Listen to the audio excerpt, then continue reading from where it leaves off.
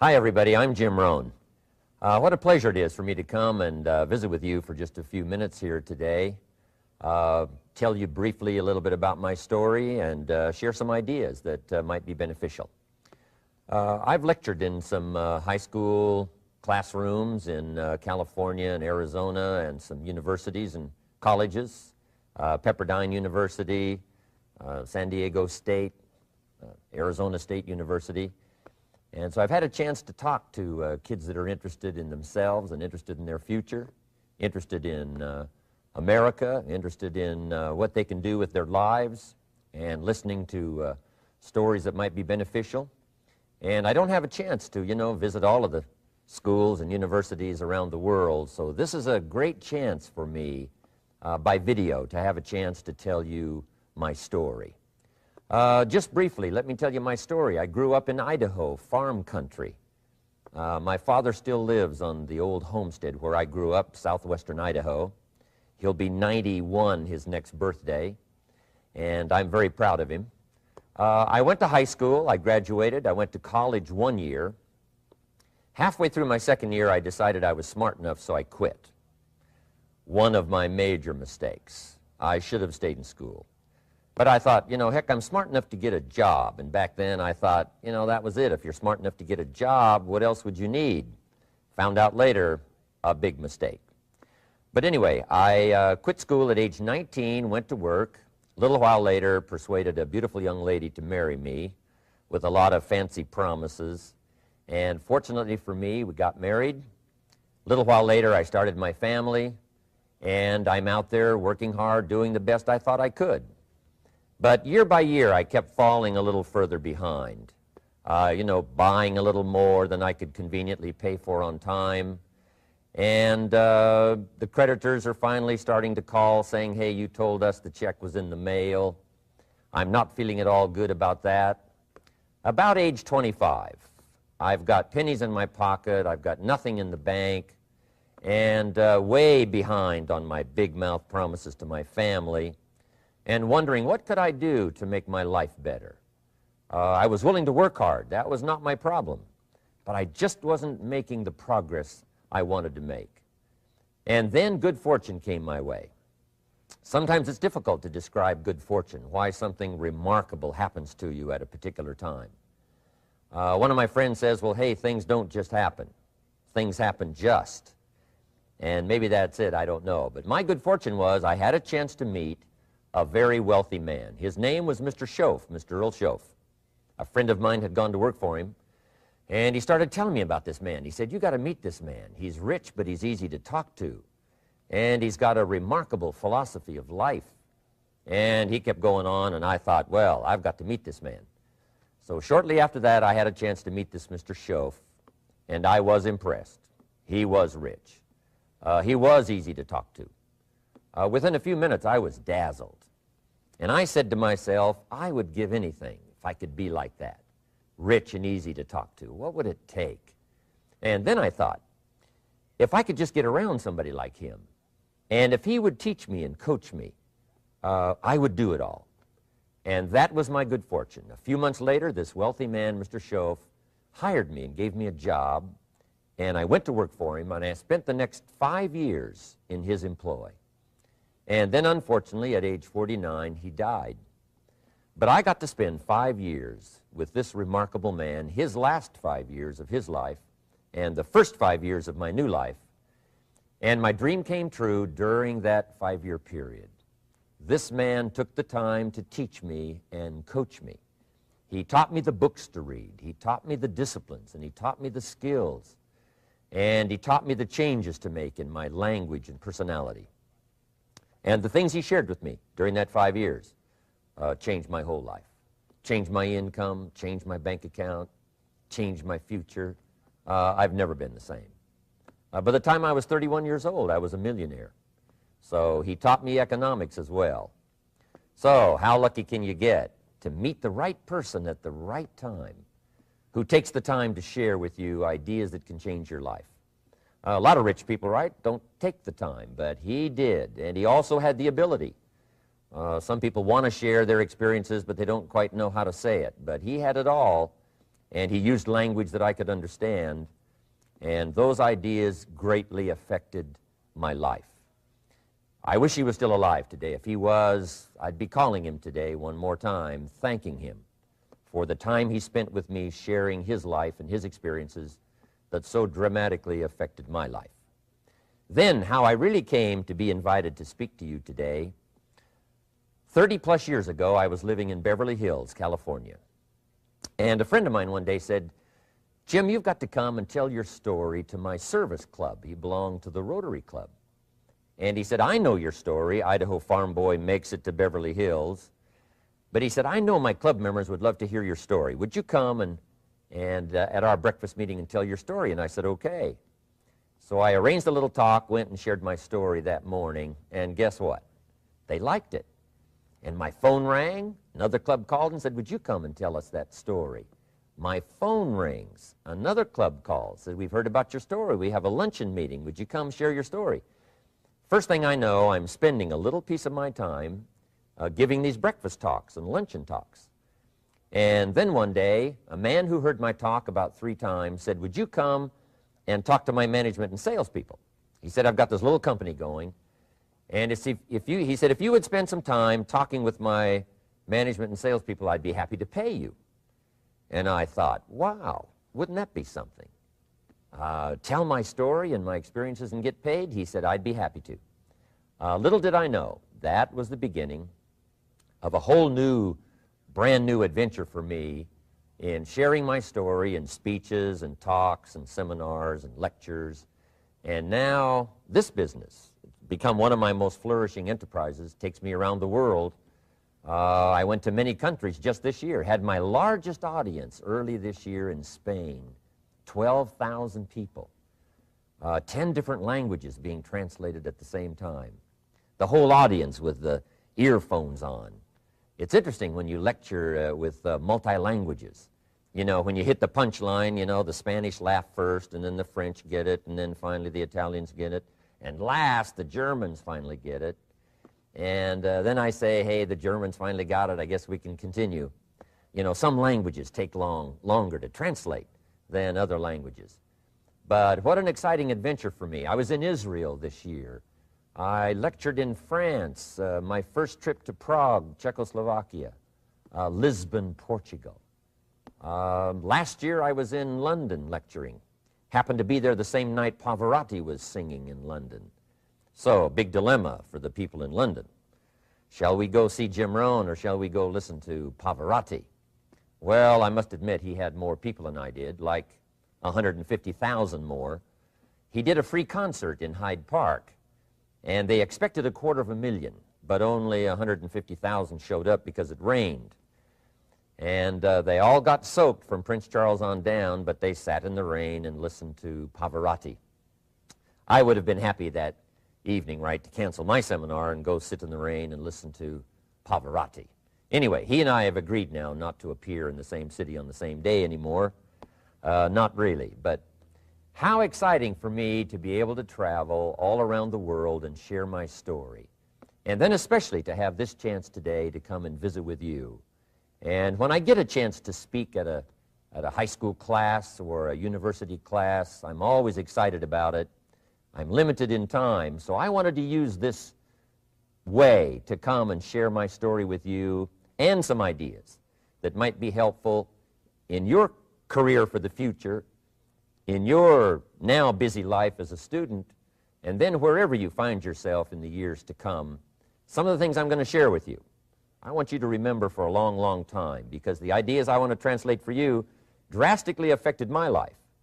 And if I can share now and affect your life, and you write me a letter or tell me in person someday, "Mr. Rohn, I listened to your video and I watched it carefully, and sure enough, some of the ideas that you shared greatly affected me, and here's what's happened to my bank account, here's what happened to me in school, here's what's happening to my future," that'll give me great, great satisfaction. So the man who shared with me ideas that changed my life, I want to share with you 3 of those basic subjects. When I met him, I was 25 years old, and when I first got acquainted with him, I used a lot of excuses as to why I wasn't doing well. And he said, well, tell me a little bit about your story. And I told him, you know, I was behind on my bills, had pennies in my pocket and nothing in the bank, that I was embarrassed about being behind on my big mouth promises to my family. And then he gave me one little simple phrase that really forever changed my life. And here's what he said: Mr. Rohn, if you want the future to change for you, you've got to change. And he said, if you don't change, the next 6 years of your life is going to be just like the last 6. You'll still be behind on your bills. You'll still be behind on your promises. But then he gave it to me in the form of a promise. When I was 25 years old, I've remembered it all these years, and I've shared this promise now with probably over 3 million people in the last 30-plus years. And it's going to be valid for you, so listen carefully to this promise. My teacher said to me, young man, if you will change, everything will change for you. If you will get better, everything will get better for you. What a clear message that was for me. He said, if you'll change your philosophy, if you'll change your habits, if you'll refine your thinking, if you'll change and accept some new disciplines, if you'll turn the corner where you've been in the past, go for a new life for the future, he said all kinds of remarkable things will happen for you if you will change. Before I met Mr. Shoaff, I used to cross my fingers and say, I sure hope things will change. I was hoping the government would change and the tax structure would change and that my boss would change and pay me more money. I was hoping that, you know, economics would change and prices would come down, and I was hoping that circumstances would get better. And then I discovered from my teacher that those things are going to continue the same. In fact, all of those things that happen to us is kind of like the wind that blows. And the wind blows on us all. In fact, in America especially, the last 6,500 years of recorded history, we've got probably the most favorable wind that's ever blown. Economics and circumstances, living in a free country, democracy and freedom, an excellent economy. Sure, we struggle at times, but compared to the rest of the world in the last 6,500 years, we've got the best wind ever. But if you just let the wind blow, I'm telling you, it won't take you where you want to go. All of us must use this wind to take us to the dreams we've got, to the equities we want, to the money we want, to the income we want, and to all the things we want our life to have. This is where we want to go, and we've got a good wind, but we must not leave our future just to the wind, just to the economy, just to the structure of the way things are happening today. Here's what we must learn to do, and that is set a good sail. And if you'll learn to set a good sail, and that's what my teacher taught me in those early days. He said, Mr. Rohn, the wind is going to blow however it's going to blow. Politics are going to be politics, and the economy is going to be the economy. And however it turns out, that's the way it's going to be. What you must learn to do is not to wish for a better wind. That's naive. The key is to wish for the wisdom and the skills and the learning so that you can set a better sail. And so that's what I did at age 25. I went to work not on the economy. I went to work not on the community. I didn't go to work to try to change the government. I didn't go to work to try to change my boss or the company. I didn't go to work to try to change circumstances. I went to work to try to change myself. And I picked up that promise my teacher shared with me, that if I would change, my income would change. If I would change, my bank account would change. If I would change, my future would change. And sure enough, his promise came true for me. The first 6 years of my economic life, I wound up broke. Those pennies in my pocket, nothing in the bank, behind on my promises. The second 6 years of my economic life, I wound up rich. But interestingly enough, the second 6 years of my economic life, the government was about the same and the economy was about the same. You know, the companies were about the same. What they paid was the same. Circumstances around me were the same. You know, my negative relatives were the same. But I was not the same. That's how my life changed. And that's how things started working for me, changing my life all those years ago. So that's what I wanted to share with you to begin with, this beginning of what Mr. Shoaff shared with me, that if I wanted my life to change, this was what I was going to have to do. And so he broke it down into 3 subjects that really made an impact on my life, and I want to share those with you. The first subject he called personal development. And the second subject he called setting goals. And the third was how to become financially independent. And I'd like to give you just a few clues from those three major subjects that so dramatically affected my life. And let's get started. The first one is personal development. Now, in illustrating personal development, Mr. Schoaf, my teacher, started with money. You know, money's not the only place to start in talking personal development, but it's where he started, so let me share the thoughts he shared with me back then. Let me share them with you. Here's the best lesson I can give you on economics. It's very simple. We get paid for bringing value to the marketplace. That's about as simple as I can put economics. We get paid for bringing value to the marketplace. Now, it takes time to bring value to the marketplace. However, we do not get paid for time, so we cross that out. Mistakenly, the man says, I'm making about $20 for an hour. Not true. If that was true, you could just stay home, right, and have him send your money. So that's not true. We don't get paid for time. We get paid for value brought to the marketplace. Now, since that's true, here's one of the key questions of my talk to you today. Is it possible to become twice as valuable to the marketplace and make twice as much money in the same time? Is that possible? The answer is yes. Could you become 3 times as valuable as you might be right now to the marketplace and make 3 times as much money in the same time? And the answer is yes. 5 times, 10 times? Of course. America is unique. It's a ladder to climb. It starts down here, let's say, at $5 an hour, and it keeps going up. Top income last year, $80 million. The guy who runs Coca-Cola. Now, that's a heck of a ladder. That's why everybody wants to come here, right? The boat people are not headed for Vietnam. People haven't plotted and schemed for 50 years saying if I could just get to Poland, everything would be okay. Not true. Everybody wants to come to America. And the reason is because we've got the best wind ever blowing in our favor. We've got the best economic opportunity anybody's had in 6,500 years. And all you have to do is understand it and take advantage of it. Now, there's some key questions to ask here. Why would the marketplace pay someone only $5 an hour? Very simple answer. They're not very valuable to the marketplace. Now, we must underline to the marketplace. This person might be a very valuable brother, yes. Member of the family, valuable, yes. Valuable member of the church, of course. Valuable citizen of the country, yes. Valuable in the sight of God, no doubt. We're all of equal value in the sight of God. But if you're not very valuable to the marketplace, you don't get much money. You say, well, it shouldn't be that way. Well, then you got to start your own country. You know, this one's been in process for 200 years, and this is the best we've been able to come up with so far. But here's the key.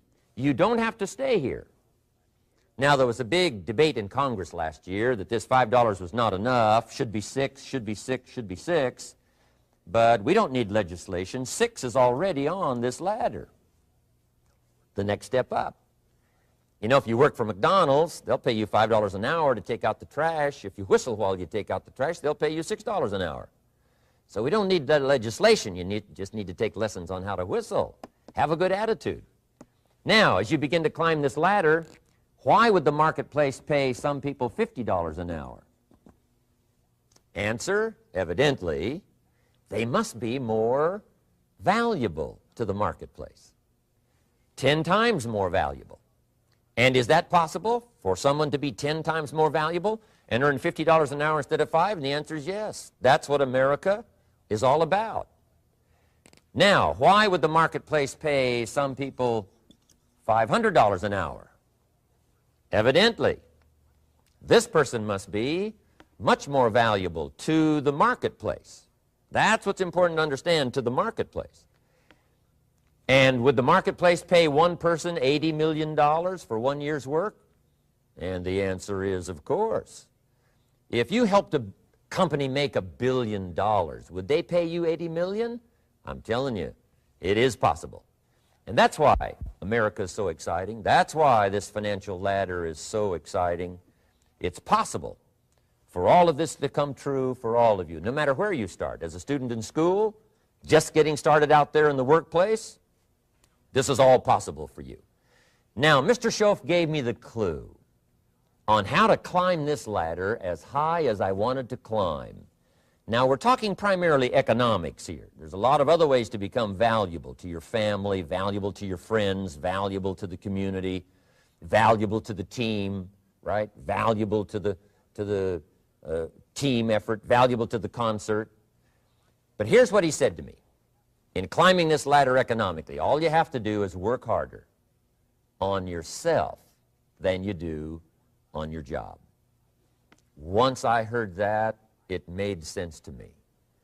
I kept hoping that everything else would change around me, found out that if I went to work on myself, worked on my skills, worked on my language, if I became better than I was each year, if I grew in skills and language and vocabulary and competence, then I would become attractive to the marketplace. Not very long ago, a company called me and said, Mr. Rohn, we're expanding internationally. We'd like to have a bit of your expertise to help us. Would you give us a bit of your time? We'll add some millions to your fortune. And I said, okay. And I thought later, isn't that interesting they would call me? Then my second thought was, of course they'd call me. Who else would they call? I can get the job done. Now, what a contrast for me, farm boy from Idaho, raised in obscurity, parents of modest means, broke when I was 25. How come I would get a telephone call and someone offer me a lot of money to help them in expanding around the world? Simple answer, evidently, something happened to me between age 25 and where I am today. And I can tell you where it all started. From my teacher, Mr. Schoaf, who said to me, we don't have to change what's going on out there. That's the wind that's blowing. All we have to do is change what's going on in here. And now there's several ways to do that on personal development. And let me give you those ways. Here's the first one. We must learn from personal experience.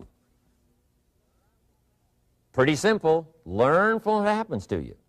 Take a look back over the last few months. Did you make some mistakes? How could you correct those for the future?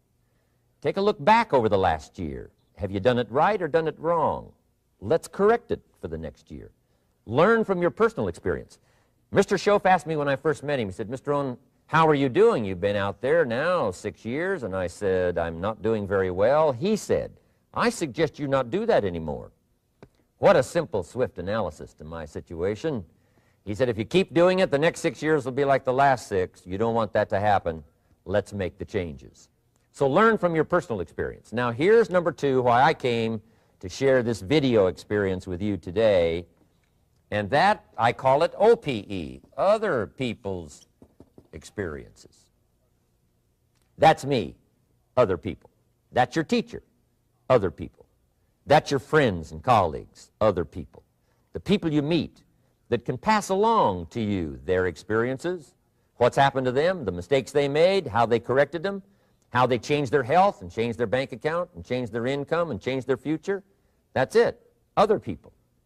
Now there's 2 kinds of people to learn from. One is failures. It's too bad failures don't give seminars, right? That would be valuable. Bring your notebook, have them tell you how they lost it all and threw it all away, threw their health away and threw their friendships away and things didn't work out well. That would be valuable. But now then we must also learn from positive, people that have done well. They've got the health, and so we ask them, how did you become so healthy? They've got the skills, so we ask them, how did you become this skillful? They've got the income, so we ask them, how did you get here in such a short period of time? So now here's what's important in personal development. In learning from other people, we learn, number 1, by observation. We learn what we see. We watch people that are successful in what they do. In sports, we watch their disciplines. In business, we watch their disciplines. By observation, what we can see. The reason I created this video was something that you could see someone's experiences translated for you. Second, we learn by what we hear. I've got some of my lectures on cassette tapes, so you can take them with you wherever you go and learn by listening. Turn your car into a mobile classroom and listen. And then listen to the sermon on Sunday morning. Listen to the lectures. Listen to the teacher. Listen to someone who's got something good to say. And then number 3 is vitally important on personal development, and that is read all the books you can possibly read in your lifetime. Mr. Schoaf got me started on my library. I've got one of the better libraries. Haven't read everything in it, but I feel smarter just walking in it, my library. At least I was smart enough to buy it. Now I got to be smart enough to read it. Then, of course, I got to be smart enough to decide what's valuable and then do it. But this one is very important. Become a good reader. Some books that helped change my life. Mr. Schoaf recommended, of course, the Bible. And my parents made sure I was a pretty good scholar by the time I was 18. That's been so beneficial for me, drawing from those illustrations, reading about those stories, people who made it and people who didn't make it, and what the difference was. And then other books that helped to really change my life. One called Think and Grow Rich by Napoleon Hill. And then a book that helped me become financially independent by the time I was 31. And that book is called The Richest Man in Babylon by George Clason. And I'm going to share a little bit of that book with you when I get to financial independence today, our third subject. But I started reading the books, attending the classes, making sure that I got in front of people that had something good to say. And then I started keeping a journal. One of the major things my teacher taught me was to keep a journal. He said, don't trust your memory. If you hear something good, just make a little note and write it down. Now, at first I took, notes on pieces of paper and torn off corners and backs of old envelopes. And it didn't serve me well, thrown in a drawer. Then I learned to keep a journal, a bound copy of all my notes.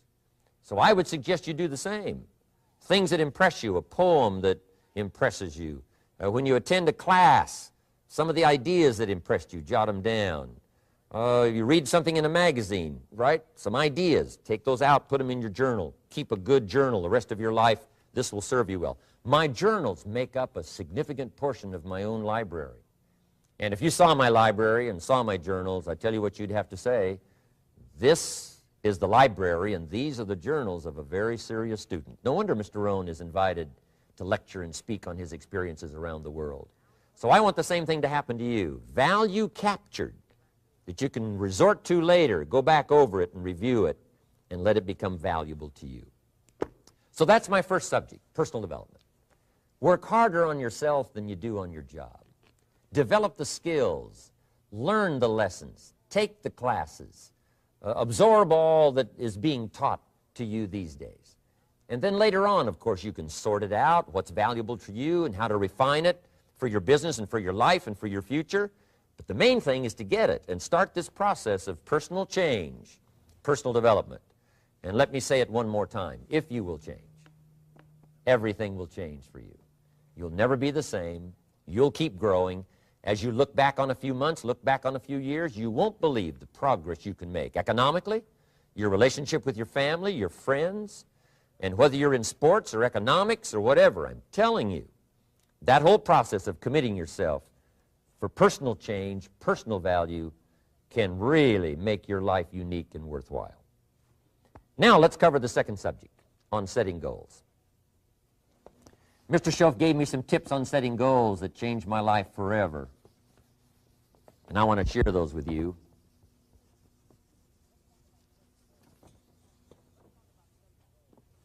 So let's talk about setting goals, and I also want to tie it to personal development, and you'll see how I'm going to do it as I progress here. Setting goals. We need to take a look into the future. There are 4 things to consider in terms of attitude. One is how you feel about the past. Best advice I can give you on that is treat the past as a school. Let it teach you the mistakes you've made, the things that went wrong, the things that didn't work. Don't use the past as a burden to carry, and don't use the past as a club to beat yourself to death. past losses, past failures, past mistakes. But let the past be a school. Tough school maybe. We've all been through some tough stuff. So if you feel good about the past, draw from it for experience and let it teach you. Then next is how you feel about the future. We've got to have the future well designed. The future is called the promise. And here's what we teach in our leadership series. The promise of the future can be an awesome force for your own future. The promise of the future, designing the future. There's two ways to face the future. One is with apprehension, and the other is with anticipation. I promise you, in my travels around the world, most people face the future with apprehension. And here's why. They don't have it well designed. They've sort of left that up to someone else to fix. But here's the best way to face the future, with anticipation. And you can face the future with anticipation if the future is clear, if the future is well designed. And I would like to have you consider some thoughts with me that help me to really change my future by giving it some thought and some consideration. And here it is. In setting goals, it's very simple. Number one, decide what you want. You just take a little time. You sit down and say, what do I want? What kind of skills do I want? What kind of income do I want for the future? What would I like? Where would I like to go? Places I'd like to visit. Habits I'd like to acquire. Skills I'd like to have. You just take a little time to think about what you want. Economics, friendships, people you'd like to meet, places you'd like to go. You just take some time. And then I suggest, when you've thought about what you want for the future, make a list. Just jot it all down. It's really a very simple process. And then here's number three. Keep all the old lists. I'm telling you, this served me so well, keeping my old list of goals.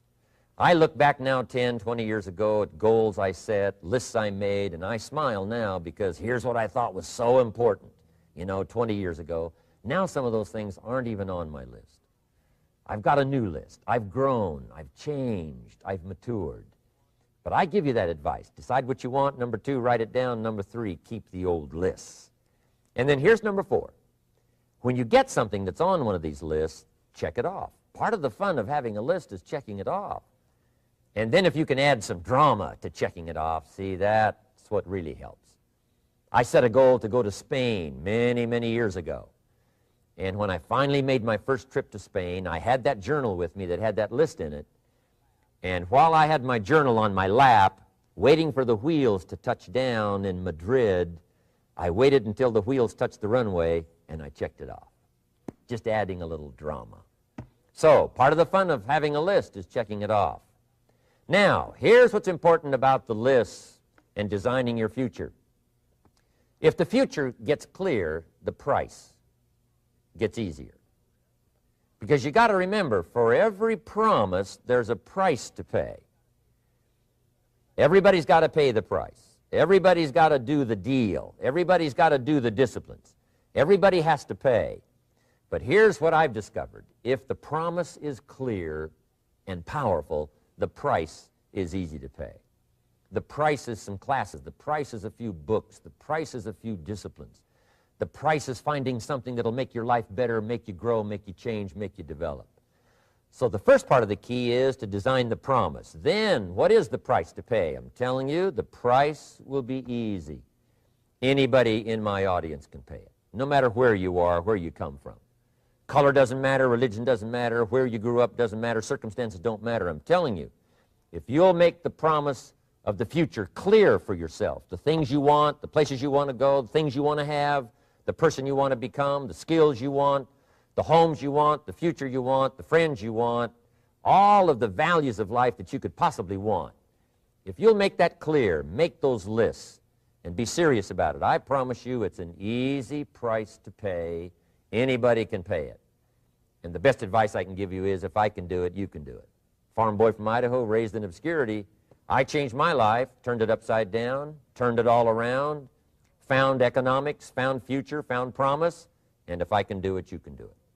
So, start setting your goals and see if you can't get a better excitement going for the things you want to accomplish for the future. Now here's my third subject, and that's called financial independence. Oh, by the way, before I get to financial independence, let me cover one more point. One of the major reasons for setting goals is for what they make of you in achieving them. My teacher advised me when I first got started at age 25, he said, "Jim, why don't you set a goal to become a millionaire?" He said, "It's got a nice ring to it. You know, enough zeros to impress your accountant." And he said, "I'm here to help you. You're only 25 years old. You've been to 1 year of college. You've got a beautiful family, every reason to do it. Why don't you set a goal to become a millionaire?" And he said, "Here's why." And I thought, he doesn't need to teach me why. Wouldn't it be nice to have $1 million? He said, "No, then you'll miss it." He said, "Here's why. For what it will make of you to achieve it." I'm telling you, that statement changed my life. Set the kind of goals that will make something of you to achieve them. He said, "Now, once you become a millionaire, what's important is not the money." I thought, that's kind of strange teaching. He said, "Honest, it isn't important." He said, "You could just give the money away." Now, I did better than that. I lost it all. By the time I was 31, I was a millionaire. By the time I was 33, I was broke. And I'll tell you a little bit about that story later. But when I lost all my money, guess what? I found out Mr. Schoaf was right. What was valuable was not the money. What was valuable was what I became to earn the money.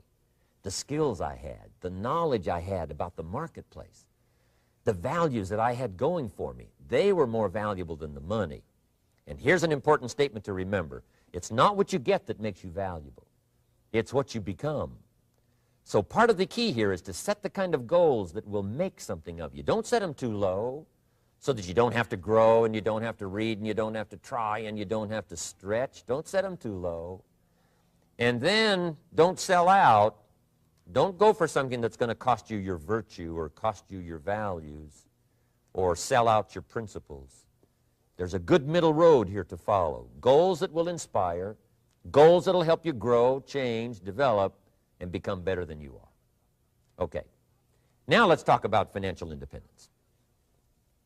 How to become rich by 40, 35 if you're extra bright, much sooner if you find an opportunity like I did. Let me show you how I did it. Financial independence. First of all, I like the phrase financial independence. Some people are a little bit concerned about using the word becoming rich or becoming wealthy, and I can understand that. I struggled a little bit with this. Is it okay to go for becoming rich, go for becoming wealthy? And maybe that's a bit too strong a word or strong a term. So here's what I've come up with that I think is comfortable for me, and that is how to become financially independent. I think it's every person's heritage here, especially in America, to become financially independent. Now, let me give you my definition of financial independence. Financial independence is the ability to live from the income of your own personal resources. Financial independence. Now, it depends on how you want to live. If you need $2,000, $3,000 a month, if you need $4,000 or $5,000 a month, if you need $10,000 a month, some people may need, $100,000 a month. But whatever you would need to live, and you could earn that living from the income of your own personal resources, that's what I call financial freedom, financial independence. And let me show you how to acquire it. If you start at age 15, between ages 15 and 35 is 20 years. And in my personal opinion, based on my own studies and my own experience, 20 years, in my opinion, is enough time to become financially independent. If you're not, you don't live in the wrong country. Probably what's happened is you have the wrong plan. And it's easy to be a nice person with the wrong plan. I found that when I was 25 years old. I was broke at age 25, and I was a nice guy. You would have liked me. But I'm telling you, my plans up until then, especially my financial plan, left me broke. I totally changed it the next 6 years, and I became financially independent. So I know what I'm talking about. It is possible in a reasonable amount of time, 15 to 35, whatever, 20 years' time, enough time. You can do it in a much shorter period of time, like I did if you want to. But this is a reasonable enough time. But here's number one. First of all, you got to have the right philosophy. Philosophy is our ability to gather knowledge and sort through it and decide what's valuable. To develop a philosophy about life, a philosophy about our health, a philosophy about our family relationships, a philosophy about economics. And if you develop the right philosophy, that's what helps to set this sail so that in 6 years it takes you where you want to go instead of winding up like I did that first 6 years of my economics, broke, no money, empty bank account. The right philosophy. Now let me give you a couple of philosophies to consider. Here's the first one. It's called the philosophy of the poor. And here it is. Poor people usually spend their money and invest what's left. That's the philosophy of the poor. Now here's the philosophy of the rich. Rich people invest their money and spend what's left. And here's the startling answer. It really doesn't matter what the amount is. What's most important is not the amount. What's really important is the philosophy. So I would ask you to adopt this philosophy of spending after you have invested. Invest first, then spend. And I've got a little formula that I'm going to share with you. Now, what should a child do with a dollar? I mean, there's a lot of debate going on, I'm sure, across the country on what a child should do with a dollar. Here's one opinion. It's only a child and it's only a dollar. What difference does it make? Well, in my opinion, it makes all the difference in the world. A person's economic future starts with a child with a dollar. Somebody says, oh, no, you're only young once. Let him spend it all. Well, when would you hope that would stop? Somebody says, well, wait till he's 50 and broke like me and, and then he'll learn. Well, no, we don't want to wait that long. If I would have known earlier than age 25, I would have changed. In high school, if they would have had classes called Wealth 1, Wealth 2, I'd have taken both classes. I would not have waited until age 25. So, the earlier the better. So, what should a child do with a dollar? Here's the simple premise to begin with. Don't spend it all. And if a child wants to spend the whole dollar, you got to say, hey, don't spend it all. Don't spend it all. They'll say, why not? It's my dollar. I earned it. You say, I know you earned it, but don't spend it all. They'll still say, why not? Say, let me show you why not. So you put them in your car, take them to the other side of town, and show them where people live that spend the whole dollar. You just drive them around. Kids learn best by visual. Just drive around and say, would you like to live here? Kid says, no. Would you like to live like these people live? Kid says, no, no. Then you can't spend the whole dollar. So, kids will get the message. So, take them to the other side of town, show them around, unless you already live there, and then just show them around. Anyway, don't spend the whole dollar. Now, let me give you my best view of what to do with the dollar. And I promise you, if you started at age 15, now if you're over 15, right, you've still got plenty of time. You still got 20 years. If you're 30, you've still got 20 years. I mean, you still got plenty of time to start what I'm about to share with you. What to do with a dollar. Here's my first bit of advice. Never spend more than 70 cents. Never spend more than 70 cents. Now, you got to pick some number, and the number you pick is going to be determined by your philosophy. It's going to be determined by what you've been taught or your experience teaching yourself. When I first met my teacher, Mr. Schoaf, I was at about 110% of each dollar. I'm down at Budget Finance, hawking my furniture and my car one more time. And then I learned a whole better formula for financial independence. Number one, don't spend more than 70 cents.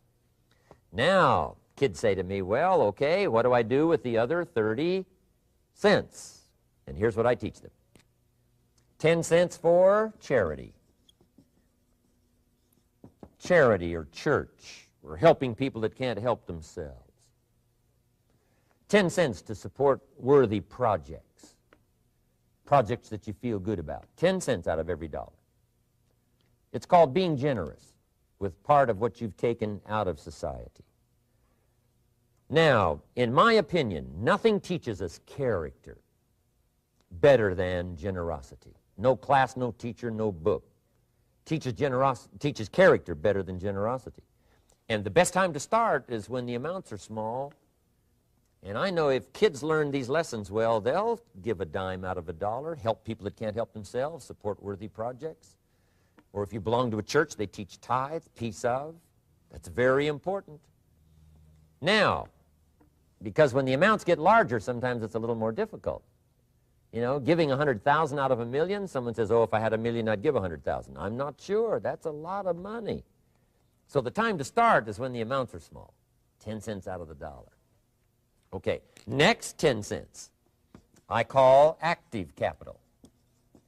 Active capital means do something to make a profit. Active capital. Set aside a portion of your income. Wages are okay, but I'm telling you, wages will make you a living. Profits will make you a fortune. So set aside part of your income as capital, called active capital. Any kind of project you can possibly think of, you can possibly come up with. I'm going to write a new book, I think, for kids. I think the title is going to be, Of Course Kids Should Pay Taxes. It's kind of an interesting title. In California, kids do pay taxes. When a child walks into 7-Eleven, buys something that costs $1, the proprietor says, give me 7 more pennies. And the child says, hey, what's these 7 pennies for? And the proprietor says, that's the taxes. Kid says, well, hey, I'm only 8 years old. Proprietor says, congratulations, you're my youngest taxpayer. Give me the money. So in California, where I live, kids do pay taxes. Big question is, should they? And my book will answer that question. Of course, kids should pay taxes. Nothing is for free. If you want to ride your bicycle on the sidewalk instead of in the mud, you got to pay the 7 pennies. Nothing is free, so we all have to pay. So, 10 cents out of your living, out of the money you earn, set aside for capital. Capital to try your best to show a profit. And in my book, it's going to be all kinds of ways kids can make money, right? 2 bicycles, one to ride and one to rent. I mean, you know, it doesn't take long to figure out some enterprise that'll start making a profit. Then you must jot this down if you're taking notes. Profits are better than wages. 1, you can't usually start wages until you're about 16, 15, 16, but you can make a profit long before you're eligible to start earning wages. And then there's no limit to profits, and they can double and triple and quadruple. You know, there's no limit. It's incredible how fast profits can grow. So profits are better than wages. Wages make you a living. Profits make you a fortune. Now, the third 10 cents is vitally important. I call it passive capital. Capital you let somebody else use. A financial institution, stocks and bonds, mutual funds, whatever. Let someone else use it. You furnish the money. They use it to make a profit, but they pay you for the use of it, called interest. And here's one of the things that'll make you financially independent fairly quickly, and that's called compound interest. And this is how you get it. Letting someone else use a portion of your money, your substance. They show the profit, they pay you interest. And this passive capital, I'm telling you, over a sustained period of time, if you'll develop this little 10, 10, 10, and 70, especially starting at age 15, I'm telling you, by the time you're 35, you will be financially independent. You'll have the ability to live from the income of your own resources. And then one more point on passive capital. There's a Bible philosophy. I'm an amateur on the Bible. But there's a Bible philosophy that teaches the borrower is servant to the lender. And if you want to be in a powerful position as you grow older, finally when you become mature, maybe have your own business, things have worked out for you for the future, the position you always want to be in is the power position, and that's called the lender. The lender is the power position. So if kids learn early enough, and then you ask them what they'd like to be when they grow up, I'm telling you, once they understand, they'll say, well, one of the things I want to be is one of those lenders. That's the power position, not the spender. No, you'll be pitied the rest of your life if you just become a spender. You got to become a lender. And I think this is one of the formulas to follow. 10 cents out of every dollar. Let someone else use it. Be the lender, power position. Then try to show a profit. Can't we teach our children how to take $1, search the neighborhood, find a broken wagon, pay $1 for it, bring it home, you know, clean it up, sand it until it's clean, paint it red till it shines, straighten out the wheels till they're true, take it back to the neighborhood, sell it for $5? Anybody can do that. Now, does the child deserve $4 profit? And the answer is yes. Society now has a mended wagon. And that's what America's all about. Finding something, touching it, making it better, making a profit, taking part of your resources, helping people who can't help themselves.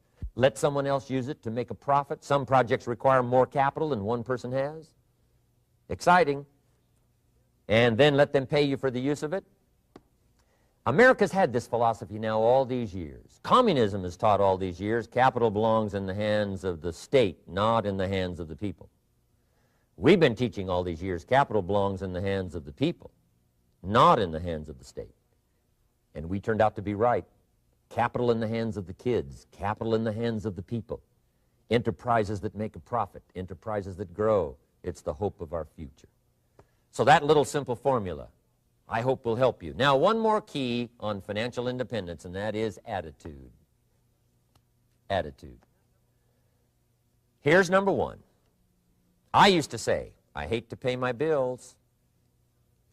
My teacher straightened me out on that. He said, let's see, Mr. Rohn, what you hate to do is pay $100 on an account and reduce your liabilities and increase your assets. I said, well, no, not if you look at it that way.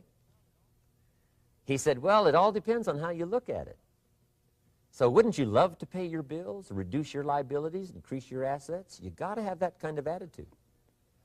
I found out the same attitude about taxes. I used to say, I hate to pay my taxes. And Mr. Shove said, well, that's one way to live.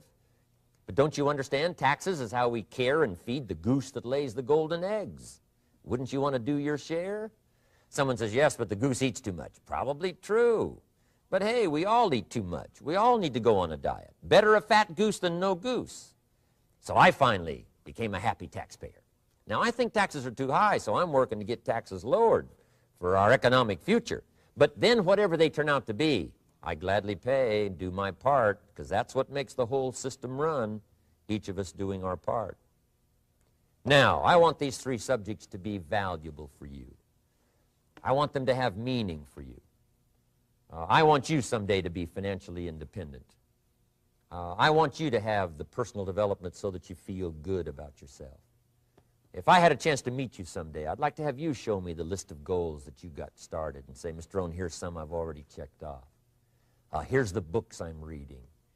Here's what's happened. I'm developing the skills. I'm better this year than I was last year.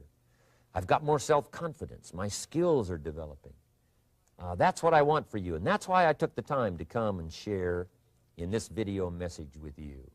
I do seminars all around the world, but this is one way that I can reach out and touch you in case you can't come to my seminars, wherever I am. Maybe this video will reach you somewhere, and it'll have an impact on your life.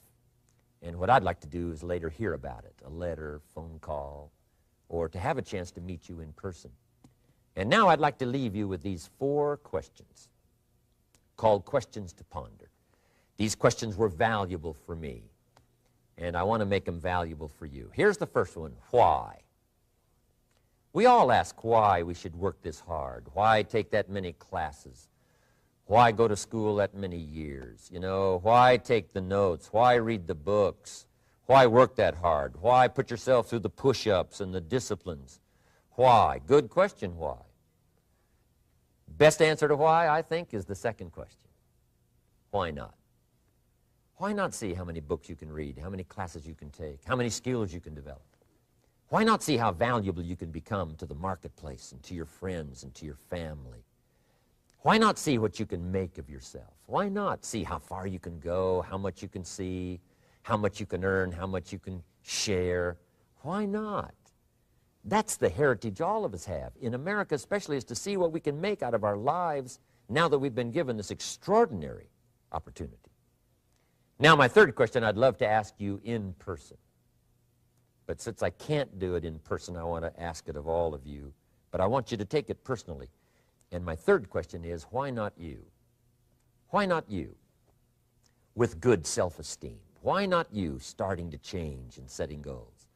Why not you starting to make progress toward financial independence? If I can do it, you can do it. I wished I had a lot more testimonials here today besides mine, a whole steady stream that would come by and tell you their story. Someone who started with nothing, finally run a big enterprise. A mother who was on welfare, now she owns her own business. in addition to my story. I wish I had a lot more. And if all of them told their story, guess how they would probably wind up their story? They'd probably say, just like me, why not you? If we can read, you can read. If we can change, you can change. If we can figure it out, you can figure it out. If we can turn it around, you can turn it around. There isn't anything you can't accomplish. That's what those testimonials would say. And so I want to say it to you personally. Why not you? You've got the brains. You've got the stamina. You've got the vitality. You've got the interest. You've got your life ahead of you. You've got the future. You can do it. If anybody can do it, you can do it. If one of us can do it, hey, we all can do it. And now here's my last question. Why not now? This is a good time as the 20th century starts to wind down, a few more years as we get ready for century 21. What a good time to set your goals, work on yourself, work on your skills. What a good time to get it together. What a good time to start this process. Personal development, growing, changing, developing, having a good plan for your money and for your life and for your future. Why not now? And I hope I have a chance to see you one of these days and share with you the experience, the reaction, the response you might have had from my message today.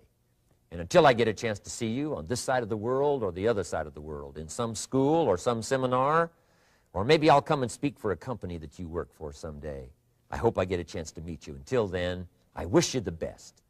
I want all that I have gotten to be yours and much, much more. God bless. Goodbye.